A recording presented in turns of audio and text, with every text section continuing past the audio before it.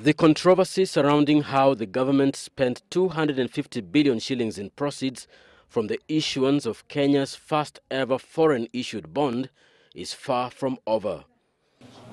And CORD leader Raila Odinga maintains that the spending of the funds that were raised from the bond, which was issued in 2014, is far from being accounted for.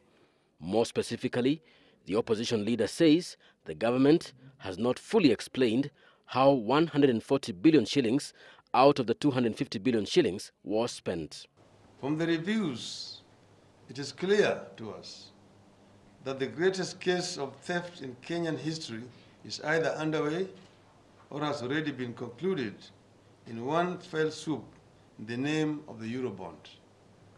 When the government floated the dollar-denominated sovereign bond, it indicated that it was borrowing the funds from outside the country in order to ease pressure on interest rates at home and fund various public infrastructure projects. But according to Raila, Kenya's economy is yet to reap the benefits of issuing the bond, raising questions as to whether the Eurobond funds reached Kenya in the first place.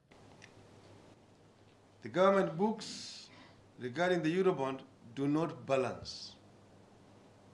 Indeed, it is now clear that official accounts have been cooked and continue to be cooked. The CORD leader, through lawyer Paul Mwangi, has now written to the National Treasury Cabinet Secretary Henry Rotich and the National Treasury Principal Secretary Dr. Kamau Thuge, demanding answers to the following questions. 1.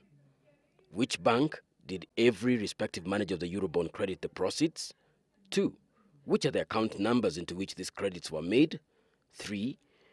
Who were the signatories of each offshore account operated by the National Treasury, and under whose authority were these accounts opened? And lastly, how much of these proceeds were used for general budgetary purposes and how much was used for infrastructural projects?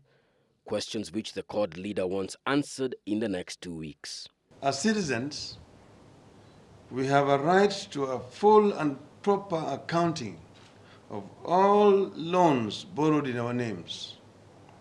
Our children and grandchildren will be paying for this commercial debt, and the thought that parts of it may have been stolen is too outrageous to contemplate.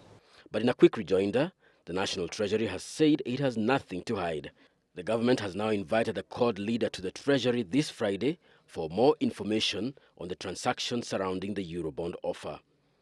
Whether the CORD leader will take up that invitation now remains to be seen. Stephen Kimani, The Big Question.